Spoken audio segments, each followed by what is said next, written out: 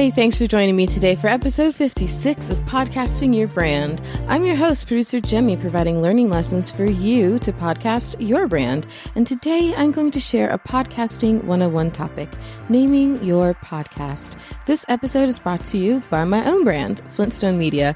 Listen in and let's do this. So we're going to be turning our attention now from creating your content to marketing your content for audience growth. And that starts with the name of your show. Now you may be thinking, Producer Jaime, why wasn't this covered during the launch? Because there was a lot of other stuff I needed to cover during the launch. And as you'll hear me talk about in this episode, you can change the name of your show. So I wanted to focus on the most important things for getting your show off on the right foot. But this episode is really applicable regardless on if you're starting a new podcast or you've been podcasting. So how do you come up with the name for your show? Well, I've found over the years that the best approach is saying exactly what the show is. Family finance for the single parent, or getting back up after being knocked down, or Songbirds of the South. All of these are made up, by the way. So if any of these was the name of your show, you're welcome for the free publicity.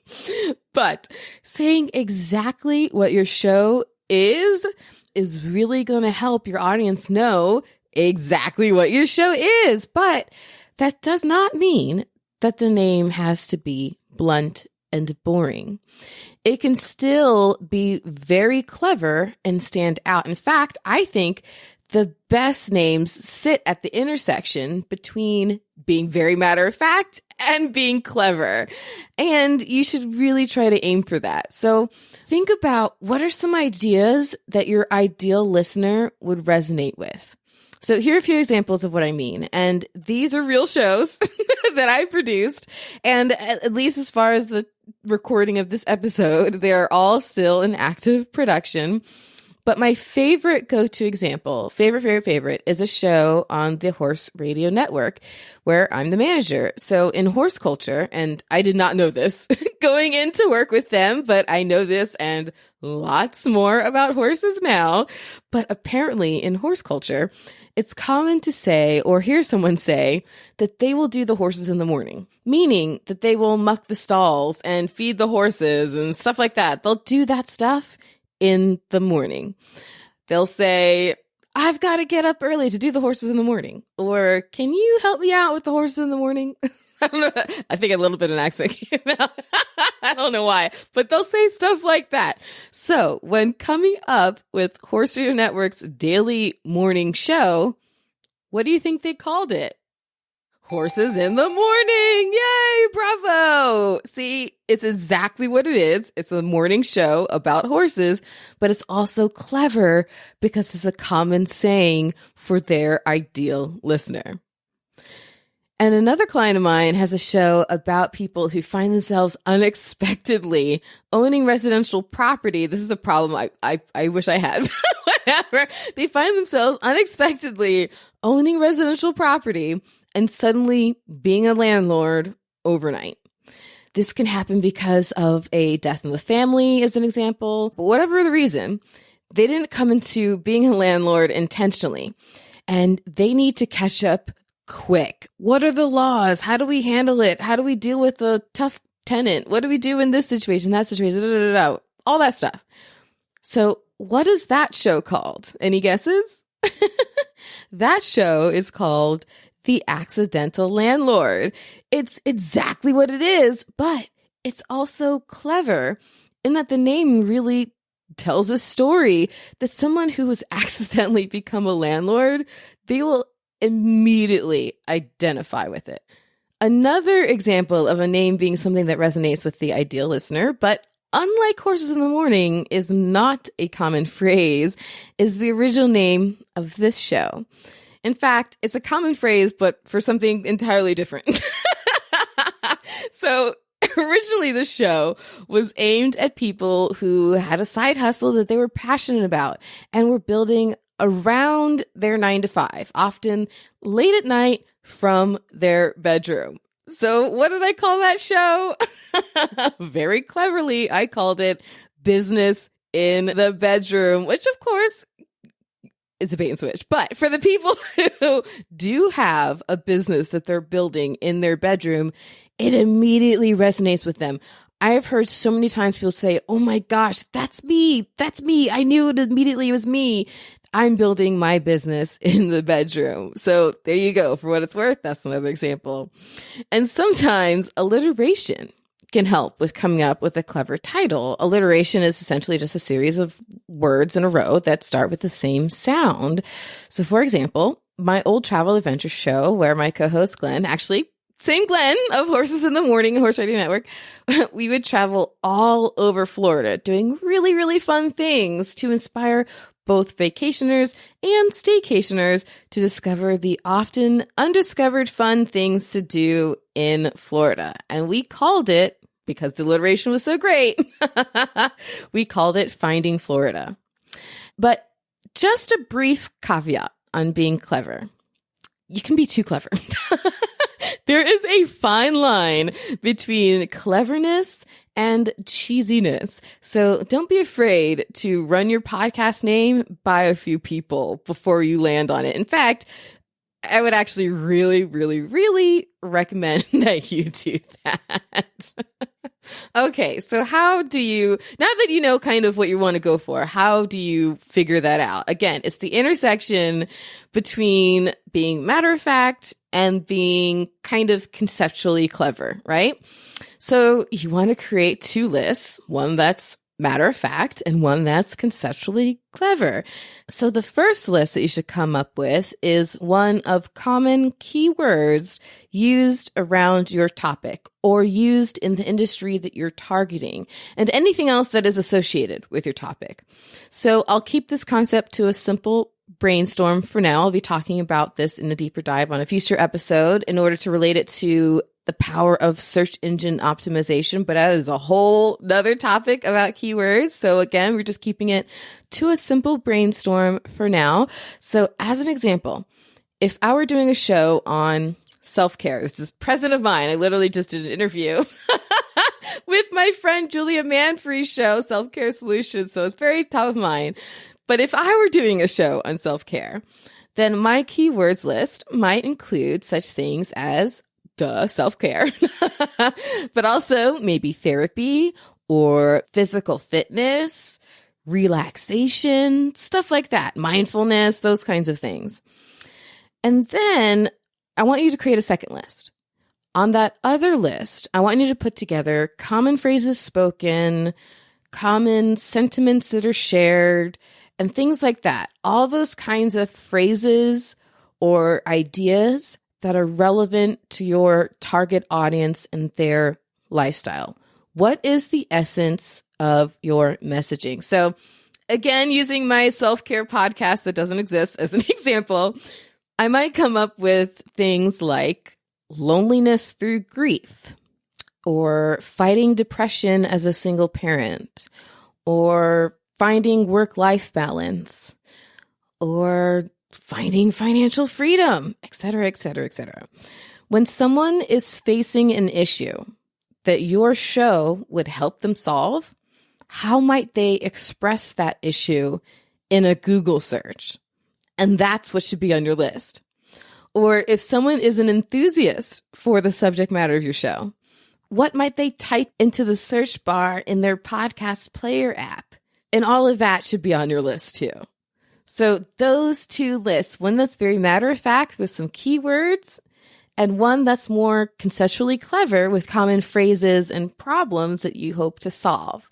These lists will create very good brainstorming fodder and a good starting point for you to think of a great name for your show. And by the way, keep that list of keywords. Keep it handy because, again, I'll be talking about it in an upcoming episode. So don't let it go anywhere. And it should be a living list anyways, keep those two lists handy as more stuff comes to you, add it in there. Sometimes it may end up just being, once you've landed on a name, those might just be great lists for future topics. But anyways, I digress. So when you find a name or a list of a few names that you like, The next step is to then do some due diligence to see if there's any reason not to use that name. So what I do for due diligence is first, I start with the low-hanging fruit to check. I open up both Apple iTunes and Spotify, two of the largest podcasting platforms, and I search for the show name that I want to use. Super simple, right? Just search for it and see what comes up. If a ton of shows come up, then honestly, I would just ditch it. You don't want a name that is going to be way too tricky for a potential listener to figure out which one in this list of dozens is the one that they're actually trying to find your voice on. In fact, I remember once, this is actually pretty recent, I thought I had come up with the perfect name for a client show. And after looking it up, I realized there was no way we could use it. There literally were dozens of shows out there with that exact name.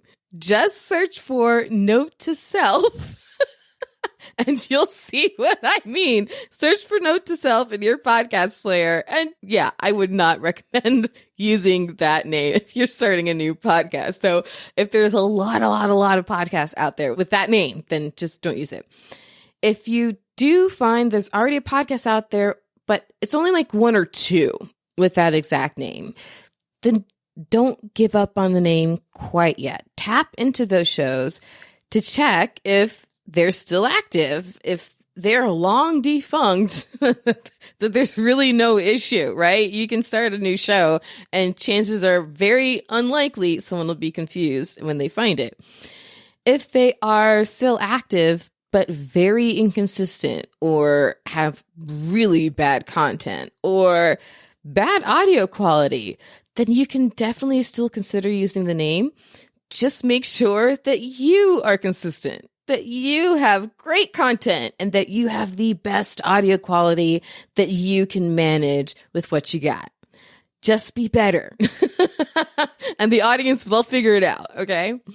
Or if you find there's another show out there with the exact name, but it's in a completely different lane, serving an entirely different subject matter, then you can probably make do with using the name, no biggie. Because again, the audience, they'll figure it out. So as an example, one of the podcasts I listened to early on in my podcasting journey for tips and insights was the show put out by Libsyn, one of the leading podcast hosting companies, Liberated Syndication.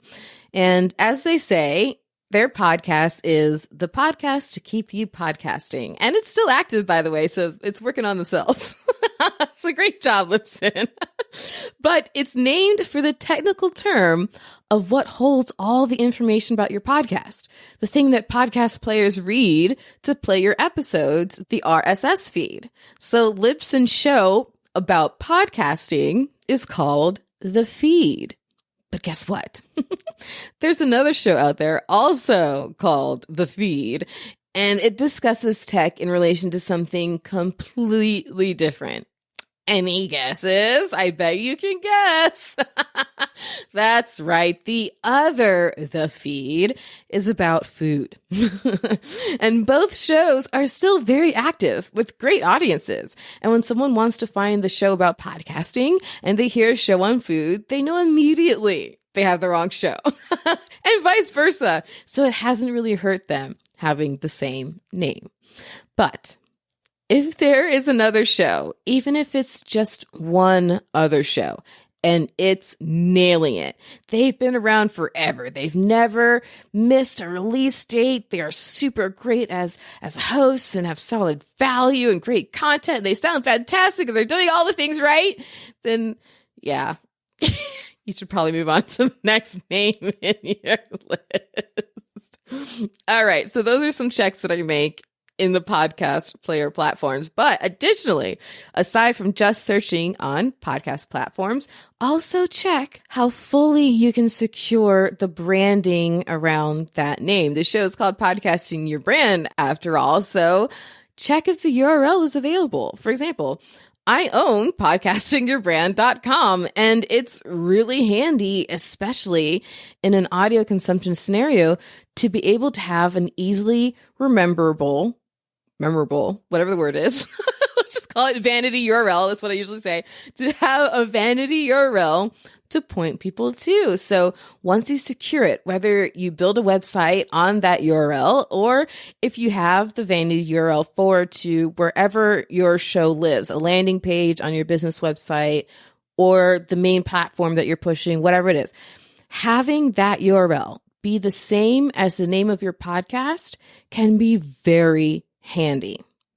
And check for both the name and for the name plus the word podcast at the end to see if that may be available. So for example, findingflorida.com wasn't available when we started that show, but findingfloridapodcast.com was. So it checked the box. We counted it, we got it, and there's the website. And also check if you can get that name as the handle on major social media platforms, Twitter, Instagram, etc. Now, it's not the end of the world if the exact match is already taken, especially because you can probably just adjust it a little and still make it work. But if you can get the exact match on the major platforms, then that's a great bonus. And if you find that they're available, but you have zero interest in using that platform whatsoever, let's say like Instagram gives you highs for whatever reason, still go ahead and snatch it up, okay? It is best to secure that handle for yourself, even if you have no plans to use it, because you never know if you'll suddenly become less allergic to Instagram and want to use it in the future. And in the meantime, having it keeps someone else from using it. And an additional note on due diligence, if you're a podcaster who's choosing to podcast in a language that is not your first native, most fluent language, or if you're choosing to highly target an audience of a specific language, then you may also want to run the name that you really like for your show by someone who is fluent in the language that you are going to be podcasting in or targeting. Take fair warning. From the Chevy Nova, a car named with a Spanish word that means no-go. So whether or not the legend is true that the sales did Nova well in Spanish-speaking markets for that car because of the name, it's a cautionary tale. You don't want that kind of thing to happen to you. So then once you have found a really great name that you like that checks off enough boxes for you, just roll with it. Because what you don't want to do is to get so hung up on coming up with the perfect name that you're coming up with a name for a podcast you'll never actually start. Don't let the name hang you up so much and just get started. And remember what I've told you before. Your podcast is meant to be a journey, both a journey for you as the host and a journey for your listeners as your audience. And that means your podcast should go on a journey too. I'm not going to belabor the point on this episode, but your podcast is a living, evolving thing. And that may mean the format changes over time. And it also might mean that the name of it changes over time. Yes, just like I said in the tease for today on the last episode, you can change the name of your show. Now, I don't recommend doing it often, but it can be done. And if, as your show evolves, you realize a different name would fit it better, it's not only okay to change it, but it probably would be a good move because it'll make it more identifiable as to what it actually is. And similarly, that also means that you don't have to worry about your name being absolutely perfect when you start. So please, please, please don't fret on that too much. In fact, I changed the name of this show from Business in the Bedroom to Podcasting Your Brand as it evolved. So this show is a great real life example. And as you may recall from episode 32, I shared a quick sizzle reel of clips from recent times that I've been invited as a guest on other podcasters' shows. And I said that we were going to be revisiting those clips on future episodes. So this is one of those episodes, and here's one of those clips from episode 32. And this one is from my friend Kat Corchado's show, Sisters in Service, a podcast that gives women veterans the platform to talk with her about the issues they face. Now, I am not a veteran. I bow down and praise all veterans, but I am not a veteran. But I was an EMT in college, and she said that counted. So there we went. We got together and recorded her episode back on December 16th. She called the episode Live, Love, Laugh, and Zombies. And so I'll close out today with this clip because I began by sharing a little on my own journey into discovering my passion for podcasting, and then explain how that led to giving this show its original name, Business in the Bedroom. So it will illustrate for you how this evolution happened for me. One of my favorite things is naming a podcast. When I have a lot of clients and stuff, and I have Florida Podcast Networks. So I create some shows from scratch, and that's always my favorite part, is naming of a show. So when I decided to start my own solo show, it's the first of my own, completely my own show, no co-hosts in a very, very, very long time.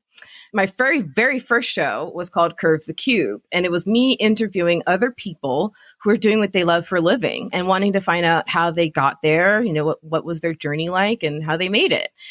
And I learned a lot. And over the course of that show, realized that podcasting was what I wanted to do for a living. And I fell in love with it. And it became my own story. I didn't expect it to, but it did. So then fast forward so many years, and I've now fully independent podcasting full time. I have a team, all these things.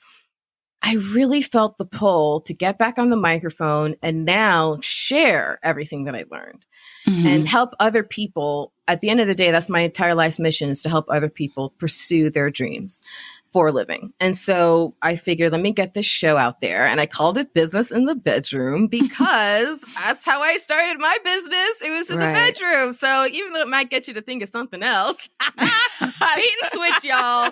Okay, I'm sorry, that's where my head went. Bait and switch. But what's funny is when somebody is a side hustler and is trying, has their 9 to 5 and they're trying to build something, they're often doing it from their bedroom, Right. And so that's who it's speaking to. And when they see it, they immediately know. I've had so many people say, oh my gosh, that's me. Yes, that's me. So it's a practical guide for the newbie entrepreneur, and it's called Business in the Bedroom. So you have heard me now mention my other show, which is currently in launch mode, the Owl Podcast, spelled with 2 W's and 2 L's. But did you know that I also co-host other podcast? Well, I do. I've had the honor of co-hosting the Podfest podcast since it debuted October 10th, 2021 with my dear friend, Glenn the Geek Hubert, founder of the Horse Radio Network. So today, as this episode of Podcasting Your Brand is releasing on October 10th, 2022, we are celebrating the 1-year anniversary of the Podfest podcast. Woohoo! I'm so excited. So Podfest podcast is the official show from Podfest Multimedia Expo. It's the largest podcasting conference for independent podcasters in the United States, founded by Chris Krimitsos. I call it my annual Mecca. I can't wait. It's coming up in January. I'm so excited. But each episode of the Podfest podcast is like a mini Podfest conference experience filled with lessons from past Podfest speakers, some of the best in the industry. So we celebrate this anniversary of the Podfest podcast today with our entire Podfest community. And if you aren't yet part of it, we'd love for you to join in on the fun. Episode 24 of the Podfest podcast also released today. So come celebrate with us. Head over to podfestpodcast.com for those episodes, podcasting tips, and community. That's podfestpodcast.com. And I'll put a link in the show notes for you as well. Happy anniversary to my co-host, Glenn the Geek. Now, remember how I mentioned keywords way earlier in this episode? Well, keywords are very important for what I'll be focusing on with you next, marketing and audience growth. And in episode 57, I'll talk about where keywords really come in handy, search engine optimization. I was a website designer and developer and also a data analyst and SEO writer in my past lives. And those skill sets often converged at an intersection called SEO. And I've applied those skills greatly over the years to boost discoverability of my brands and podcasts. So I'll talk about SEO and how to make it work for your podcast on the next episode, as this episode was a lead-in for where we are headed next, discussions on marketing and audience growth. So if you're not yet subscribed, Be sure you do. And you can meet me on the OWL app, also spelled with 2 W's and 2 L's, for a one-on-one coaching call about your podcasting questions. But until then, I have a whole host of free tips for you on my website. Just check out flintstonemedia.com/free tips. And thank you again to Kat Corchado of Sisters in Service for giving me permission to include her clip here today. Check her links in the show notes. Thanks for tuning into Podcasting Your Brand. In this chapter of the show, I'm revealing how you can harness the power of podcasting to expand your brand. So come and pick up what I've been putting down since 2014. Avoid common mistakes and propel your podcasting and branding forward. And if you have questions or are interested in becoming a sponsoring brand of this show, don't be shy. Reach out to me at Jaime, spelled Jaime, at flintstonemedia.com. It's producer Jaime signing off for now.